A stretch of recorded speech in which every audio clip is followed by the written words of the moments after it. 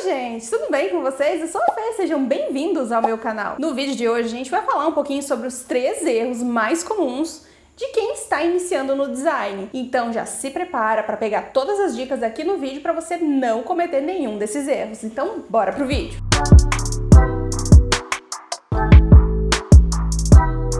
Quando estamos iniciando, às vezes ali no calor do momento, né, a gente acaba cometendo alguns errinhos que podem ali nos prejudicar e também acabam às vezes tirando até mesmo a nossa vontade de continuar na profissão.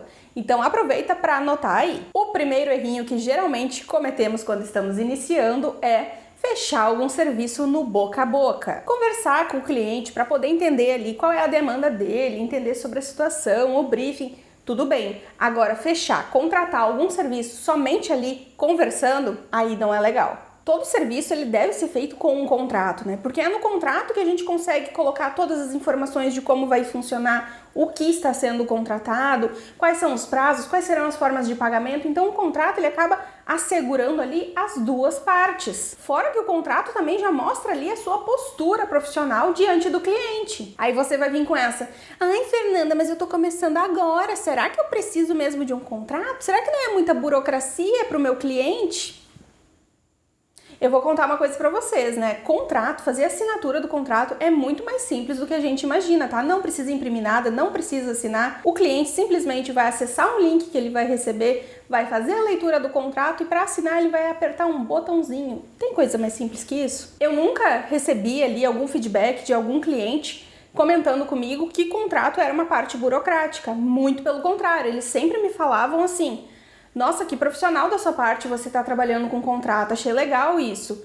Ou até mesmo eles ficavam espantados com a forma simplificada de fazer a assinatura do contrato. Tudo bem, eu entendo que às vezes a gente, quando está iniciando, acha que o contrato não é importante, mas aí você se dá conta quando os probleminhas começam a acontecer, quando as situações chatas começam a aparecer, quando os pedidos infinitos de alteração começam a ocorrer. Aí sim você vai se dar conta de que um contrato é essencial. O segundo erro que geralmente a gente comete quando está iniciando no design é cobrar 50% antes e 50% depois.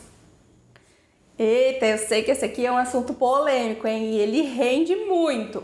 Mas calma aí, deixa eu me explicar. Infelizmente, em alguns casos, esse 50% depois pode nunca mais cair na sua conta. Geralmente, assim, quando a gente está iniciando, a gente está montando o portfólio, a gente está começando, os projetos a gente começa cobrando mais barato, né? Começa cobrando ali até às vezes um valor simbólico mesmo, porque a gente tem que criar o portfólio, né? Tá aprendendo mesmo, tem que ter projetos para divulgar. Então, assim, eu entendo que a gente cobre um valor mais barato. Até mesmo eu, no meu primeiro projeto, eu cobrei R$150.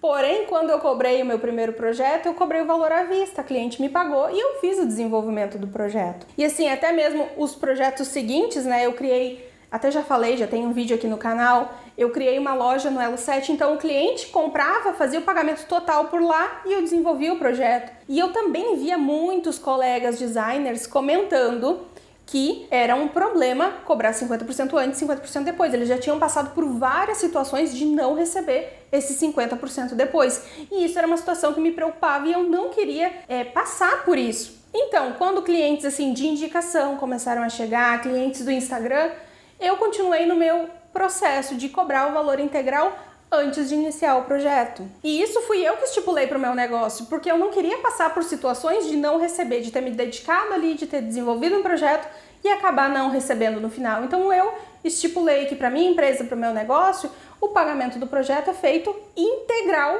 antes da gente desenvolver qualquer coisa. E aí agora você está se perguntando assim: que, Fernanda? Como assim cobra tudo antes e o cliente paga? Ele paga mesmo? Paga. E sabe por que que ele paga?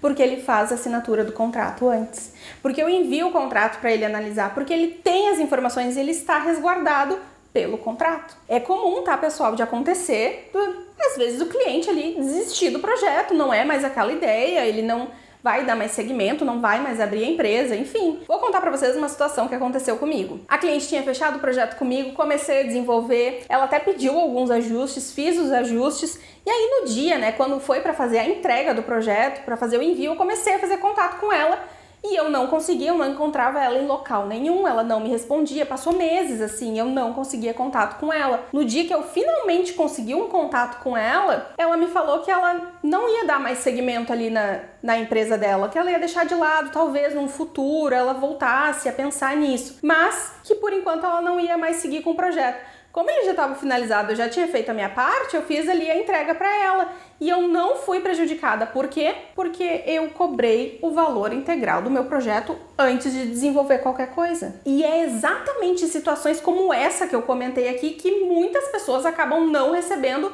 os 50% depois. Porque deixa para cobrar quando vai fazer a entrega. Às vezes o cliente já mudou de ideia. Você mesmo, por exemplo, já deve ter feito alguma compra de alguma roupa, por exemplo, aqui, e deixou guardada no guarda-roupa porque decidiu que não gostou, não ia usar, não queria mais. E isso é muito comum também de acontecer com clientes que contratam serviço de identidade visual. Você percebeu que essas duas situações que eu comentei, elas andam interligadas? Porque assim, para você conseguir cobrar integral antes no projeto, o cliente precisa sentir ali de você confiança, tá? Para ele sentir essa confiança, ele precisa se sentir seguro. E você consegue deixar ele seguro quando você tem um contrato de prestação de serviços. Então, se você não trabalha com um contrato de prestação de serviço, você não consegue fazer a cobrança integral antes. Ou consegue, mas fica muito mais complicado dele ter essa confiança de fazer o pagamento integral antes. Deu para entender? Mas eu arrisco a dizer ainda que tem um erro que é muito grave e até gravíssimo, tá? Que é você ainda não ter deixado o seu like aqui nesse vídeo. Aproveita para colocar também aqui nos comentários, faz um desabafo aí, me conta se você já passou por alguma situação assim, se você já cometeu algum desses errinhos que eu comentei aqui nesse vídeo. Então assim, gente, para cobrar antes, então a gente tem que ter o contrato, né? Tem que trabalhar com o contrato. E eu também ofereço algumas condições de pagamento. Então assim, o cliente ele pode fazer o pagamento no cartão, a gente facilita para o cliente. Ele pode parcelar em até 12 vezes.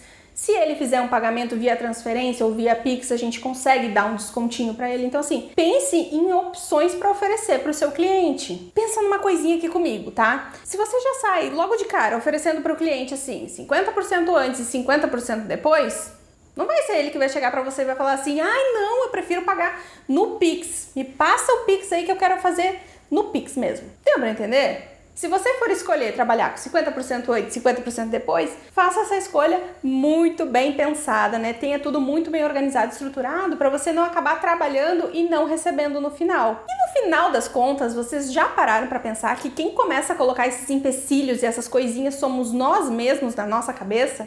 Do tipo assim, eu não vou colocar um contrato porque o contrato é mais uma burocracia, né? Mais uma etapa ali, ele tem que apertar um botãozinho para fazer a assinatura do contrato, acho que isso vai dificultar muito a vida dele. Ou, eu vou cobrar só 50% antes e 50% depois no final para facilitar ali para ele, para ajudar ele, né? Calma, gente, para de colocar minhoca na cabeça e começa a organizar os seus processos para que você possa aplicar aquilo que você quer fazer. Se você nunca testar e nunca aplicar aquilo que você quer fazer dentro da sua empresa, você nunca vai saber se vai dar certo ou não. Bora falar então do terceiro errinho mais comum que a gente comete quando está iniciando, que é o quê? Não trabalhar com um briefing. Pessoal, o briefing, ele é uma parte essencial, né? Ele que vai direcionar o projeto, ele que vai dar um rumo para o projeto. E até assim, trabalhos mais simples, eles também necessitam de um briefing, né? Por exemplo, assim, vou confeccionar um folder.